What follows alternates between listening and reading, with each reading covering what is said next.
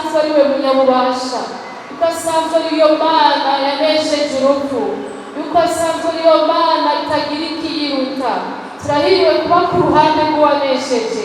Bararugowe, bararushe, natwe twari turushe tukiri ku ruhande rw'uwaneshejwe, ariko noneho turi ku ruhande rw'uwanesheje. Abari muri Kristo Yesu dufite intsinzi. Amen. Ndakwifurije uyu munsi, uyu mwanya, ukukuza mu ikoraniro, ntibikubere ibintu bito, ntibikubere ibintu byogusiga uko byagusanze, ariko ikintu cyatumye Yesu yambura ubwiza bwiwe, ikintu cyatumye Yesu yemera kuba umuntu. Umve, ntumenyere ayo majambo, ahubwo egera imbere, progresser dans la foi. Niwegera imbere, wizere gusumba uko wigeze, kugira ngo umenye rwose ibigukiza. Yesu ibyatumye yemera kwiyambura ubwiza n'icubahiro, kandi yari asanganye ishusho y'Imana, yari asanzwe ari mu bwami buganje, ahantu byose abifise, hari kugira ngo wowe nawe agusangize ku bwiza bwiwe, agusangize ku ntsinzi yiwe. Amen. Sisi si washindaji, upendo wake Mungu unatutia nguvu, si washindaji. Haleluya. Twebwe turi abanyentsinzi, ubyakire mu izina rya Yesu. Amen. Haleluya. Ubyakira timidemo, ubyakira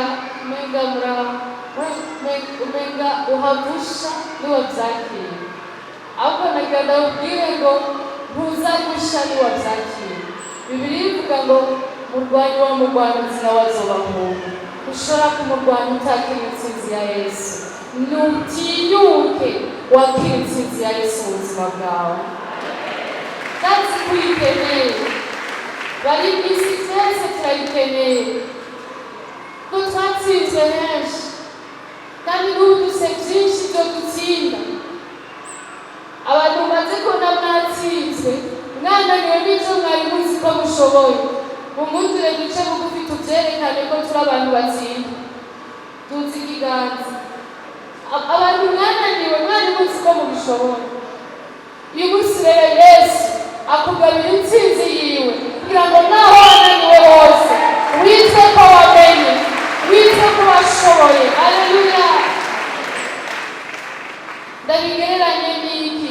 Umuntu yaronse ubusa ku 20 cyane ku 100. Reka mfate uwaronse ubusa ku 20. Intsinzi ya Yesu nayo ifise 20 ku 20 gusa, ahubwo ifise ibirenga 20 ku 20, kuko afise intsinzi irengeye ingwano zose zogwana. Abatumvise Imana abicubahiro. Haleluya. Rero Yesu niyo ntsinzi yiwe, agacaza kuri 20 yawe ufise ubusa, agafata hajya imbere y'ubusa agashyiraho 2, gaciroka nawe 20 ku 20.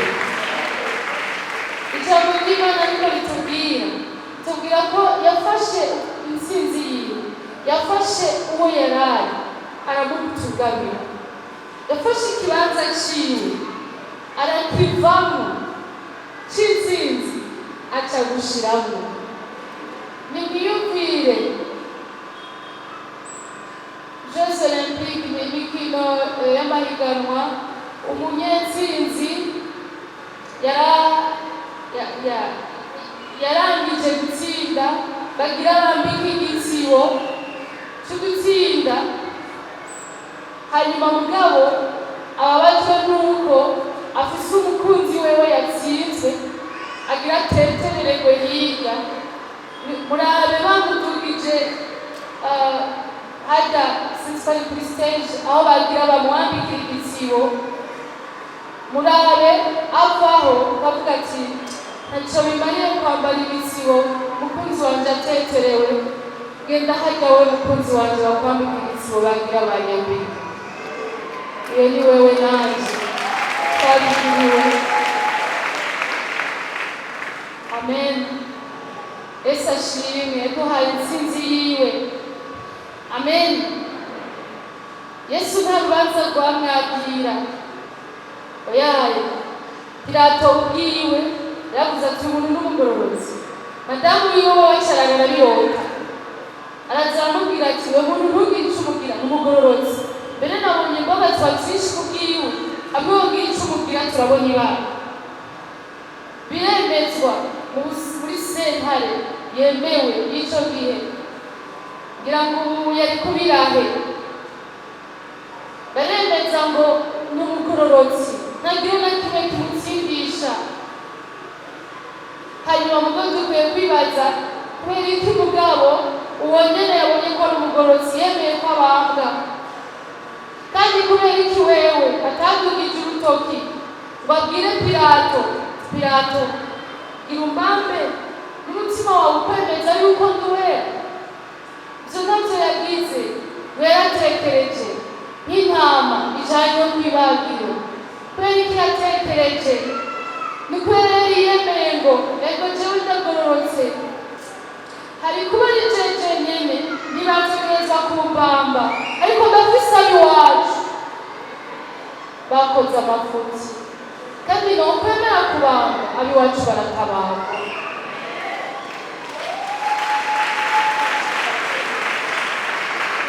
Narundi rukundo rungana n'urwo Yesu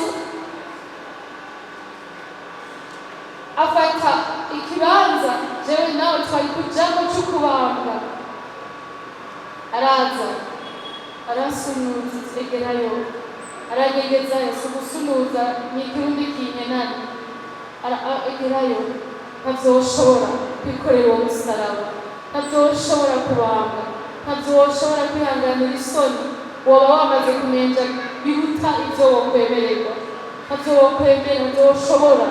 Egerayo ndakugiriye mu bishingo, nibandemeye ku musaraba wari kwikorera ndakubambirwe. Biraryohera aya majambo ntamenyerwa. Igihe cose uguriye amaso ngo urabe urukundo rwa Yesu, ni rushasha, ruraryoshe, rurakomeye.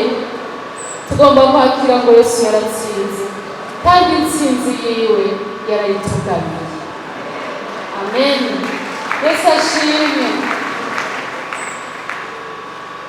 Alo, nani shimwe. Matayo 28. Nagira ndagusabe witwararike, wawe uyatsindwa arafise amayeri, ntaguhende, usangire nawe umubabaro kuko uyu munsi arababaye. Ntaguhende, usangire nawe agahinda kuko uyu munsi arafise agahinda n'inzigo. Ntaguhende, usangire nawe ivyo. Wewe sangira n'umukunzi wawe Yesu umunezero n'intsinzi. Amen. Haleluya. Murongo wa 18, Yesu arabegera arababwira ati, jewe nahawe ububasha bwose mw'ijuru no mw'isi. Yesu yaratsinze. Mani hari icubahiro cane. Matayo 28 murongo wa 18. Yesu arabegera, yari yazutse. Amen. Yaje kuririmba ngo kare mu gitondo nk'uko vyanditse. Yesu arazuka kandi azukana intsinzi, akura umuvumo w'icaha. Haleluya. Urupfu rwaraneshejwe, ubu nta nkomezi rugifise. Iyo ni inkuru nziza. Wakira inkuru nziza mu mutima wawe, wakira inkuru nziza mu mutima wawe, wakira inkuru nziza mu mutima wawe. Ibikubwira nabi biragwiriye, ibikurya umutima biragwiriye. Hello. Ibintu biguca ivutu yuko atacumaze, nukuri ntibibutse. Bikubwira ko wamenje cagiye, bikubwira ko n'abantu batagukunda, bikubwira ko mbere utemewe, bikubwira ko mbere n'Imana itakwemera, bikubwira ko mbere n'Imana yaguhevye, bikubwira ko mbere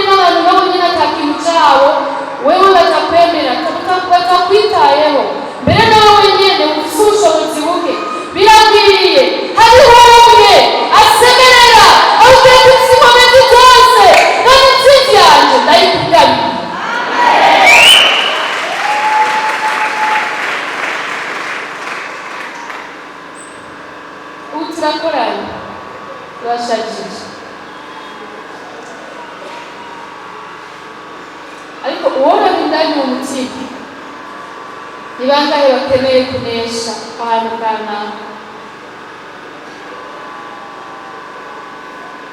Ni bangahe bafise ingwano barimo bakeneye kunesha? Mbere zimwe zigeze no kugutsinda, waratutse wongera uratukana, ariko Yesu yaratutse ntiyabahigira, ntiyabatuka, agomba kubikugabira.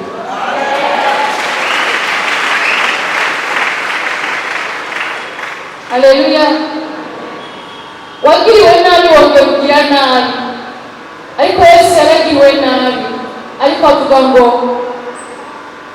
ntubaharure kw'iki cyaha, aragomba kubikugabira. Nawe uhinduke umunyenkomezi ashobora guhura n'ibikomeye akabinesha. Nagira twakire verite ane, kuri kune, ibintu by'ukuri bine twotahana uyu munsi biciye mu majambo y'Imana. Rya mbere niri rivuga ngo Imana Data wa twese wo mw'ijuru ntaco itokora ngo igukize. Amen. Imana Data wa twese wo mw'ijuru ntaco itokora ngo igukize. Dusome mu Baroma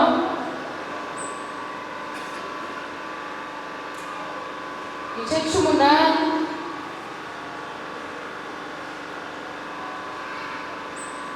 turaza gukuramo n'ibindi muri ivyo bine. Baroma igice 18 murongo wa 31 turaza kugeza ku 32, hanyuma dusimbire ku 37. Ko bimeze bityo tuvuga iki? Bisanzwe Imana iri mu ruhande rwacu, uwo turwanya ninde? Iyo itimanye umwana wayo ikamutanga ku bwacu twese, izobura ite kutugabira byose kuri we? Mana habwe icubahiro cane.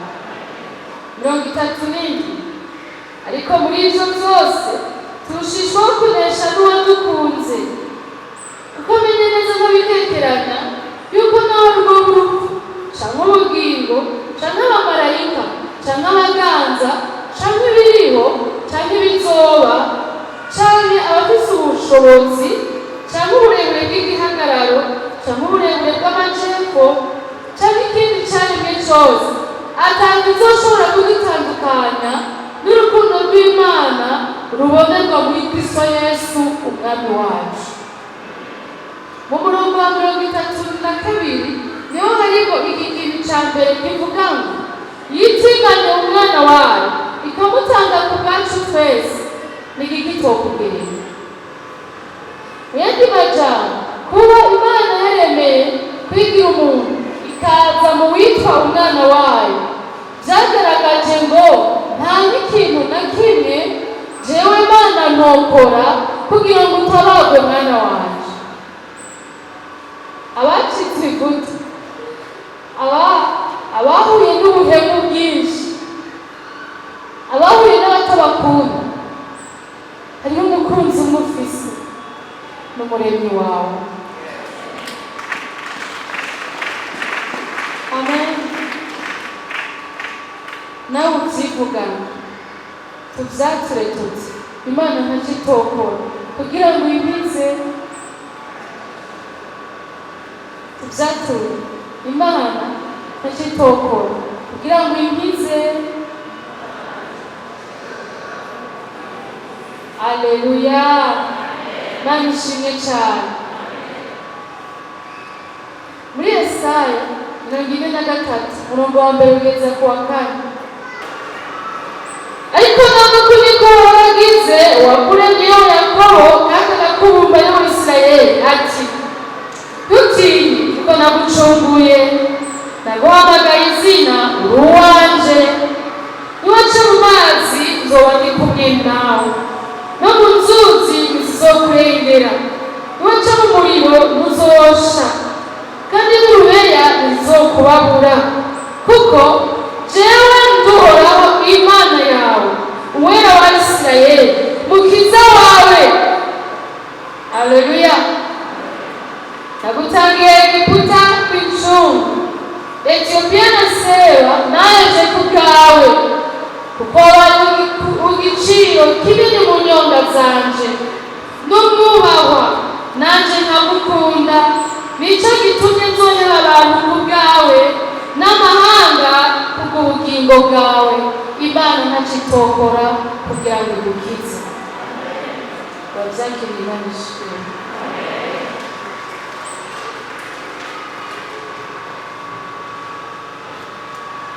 Haleluya. Yesu yarazutse, Yesu ni muzima, Yesu yaratsinze. Nimba utamupfuhiye nezeranwa nawe, umuhe icubahiro. Yesu ahabwe icubahiro cyane.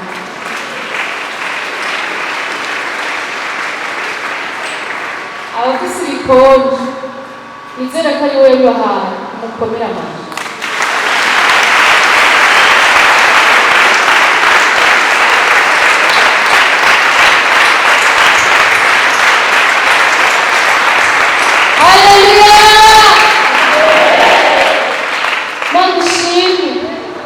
Turagomba gutegura imbuto zitubuza kwakira ubuzima Yesu yatuzaniye. Amen. Turagomba gutegura imbuto z'imitima n'izisigaye zose zitubuza kwakira umunezero w'intsinzi ya Yesu. Haleluya. Kandi Bibiliya ivuga ngo munezerwe n'abanezerewe, mubabarane n'abababaye. Uyu munsi Yesu yanezerewe ko yatsinze, mugabo araza gusubira anezerwe akubonye nawe utsinze. Ukwiye kubihakanya kugira ngo Yesu anezerwe. Niwakire intsinzi yiwe, niwakire intsinzi yiwe.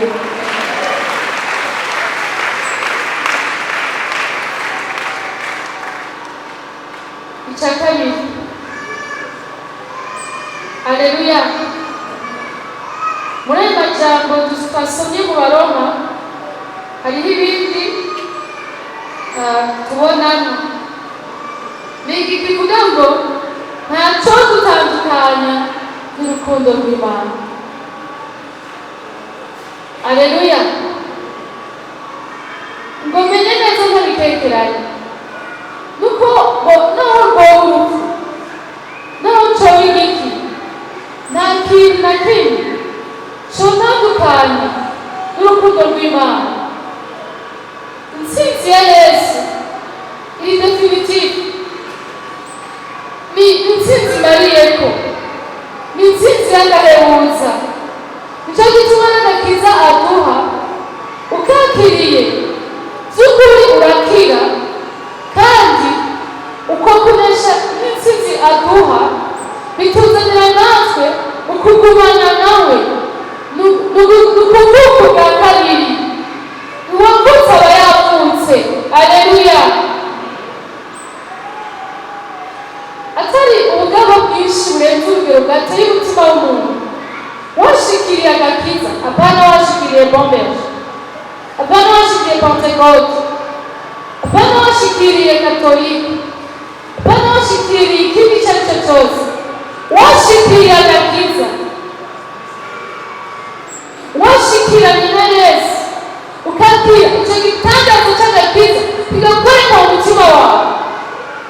Si icyo ari cyo cyose kizogutandukanya na Yesu. Ntibizoroha kugira ngo uve mu gakiza, ntibizoroha. Kristo Yesu ubwiwe arabihagarariye kugira ngo jewe nawe abavutse ubwa kabiri tugume turi bazima. Imana ihabwe icyubahiro cyane. Nta kitandukanye kuko menye neza nabitekeranya, kuko ntabwo urupfu, ntabwo ubugingo, ntaco bigiki. Haleluya. Hajya muri Yesaya twasomye hacavuga ngo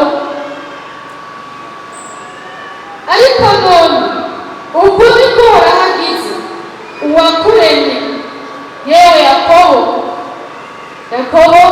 ni Isirayeli atarahinduka izina, kandi akakubumba, yewe Isirayeli.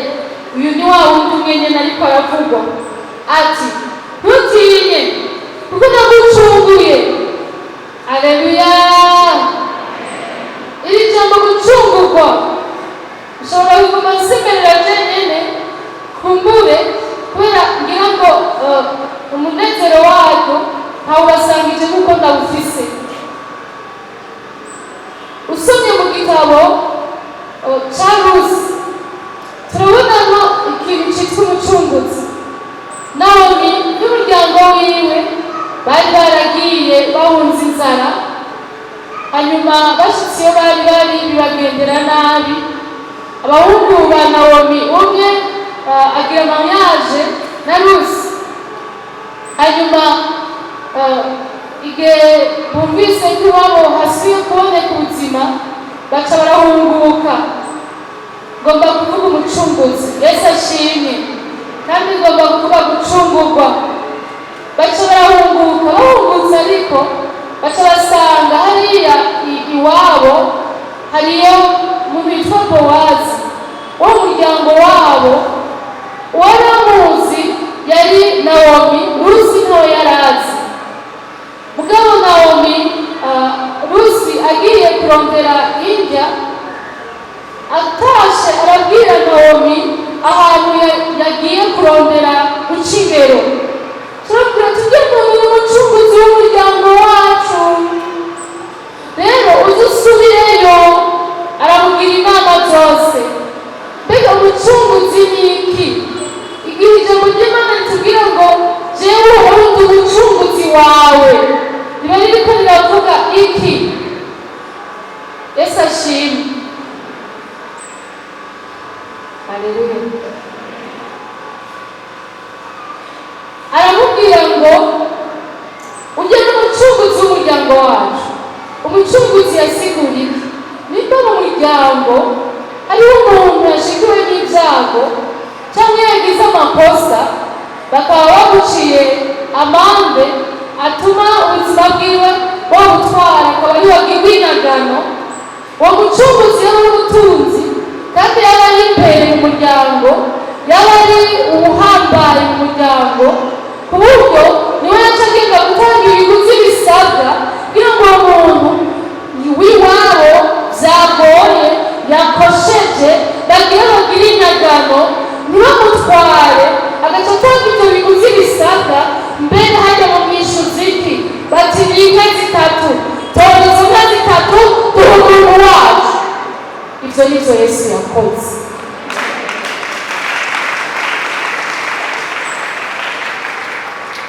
Haleluya. Mungu asifiwe sana.